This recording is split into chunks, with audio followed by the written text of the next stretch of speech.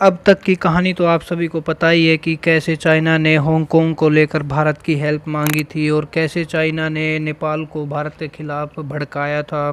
और इतना ही नहीं, जब भी चाइनीज सैनिकों ने सिक्किम वाले एरिया से लेकर लद्दाख वाले एरिया और फिंगर माउंटेन और पेंगोंग लेक वाले एरिया में फेस ऑफ किया है। और इतना ही नहीं, लाइन ऑफ एक्चुअल कंट्रोल जो कि एक इंटरनेशनल बॉर्डर है, चाइना के सैनिकों ने उसका भी विरोध कई बार किया है। इन सब के बावजूद 5-6 बार बातचीत भी कमांडर कॉन्फ्रेंस के लेवल की हुई है, बट उनका भी कोई नतीजा नहीं निकला है। अब नौबत ये आ गई है कि भारत के प्रधानमंत्री नरेंद्र मोदी ने सीडीएस जो कि जनरल बिपिन रावत हैं और तीनों सेनाओं के चीफ को बुलाकर एनएसए अजीत डोभाल के साथ मीटिंग की। और ये मीटिंग लगभग 1 घंटा से ज़्यादा चली है और इस मीटिंग में 4 प्रमुख बातों का जिक्र किया है। सबसे पहले इस मीटिंग में ये बताया कि जो ट्रूप्स डिप्लॉय हुए हैं, मतलब चीन की साइड में लगभग 5,000 सैनिक और बुलाए गए हैं, तो इंडिया ने भी उतने ही सैनिक वहां पर डिप्लॉय कर दिए गए हैं। दूसरी बात उन्होंने ये बोला है कि जो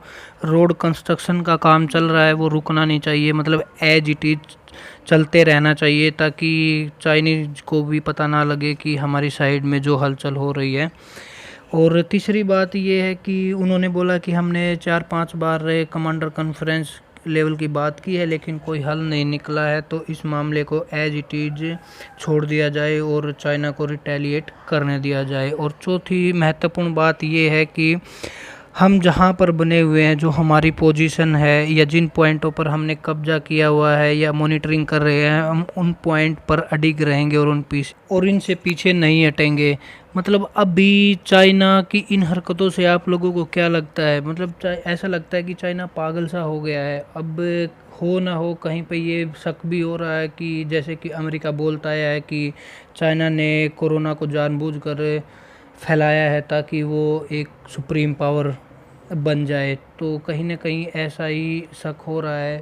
ये शक हम मतलब सबूतों के आधार पर ही बोल रहे हैं या जैसे वो काम करते आया है, जैसे कि पहले चाइना ने ध्यान भटकाने के लिए अमेरिका को ही रिटेलिएट करना शुरू कर दिया था, उसके बाद वियतनाम, फिर हांगकांग वाली पॉलिसी, उसके साथ ही उसने, और इतना ही नहीं, साउथ चाइना सी जो कि एक डिस्प्यूटेड एरिया है उसमें अपना विध्वंसक बेड़ा भेजकर एक्सरसाइज की। इस सब चीज़ों से ऑस्ट्रेलिया, जापान ये सब नाराज़ हो गए। मतलब ग्लोबलाइजेशन लेवल पर उसने अपनी छवि और भी बेकार कर ली।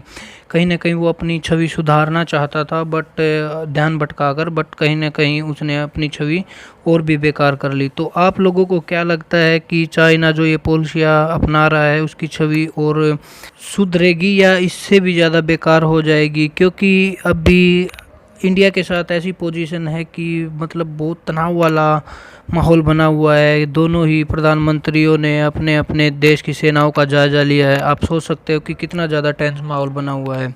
और अगर ऐसे में युद्ध हुआ तो कौन देश किसका साथ देगा, ये भी देखने वाली बात होगी। तो आप कमेंट में बताइए। जय हिंद।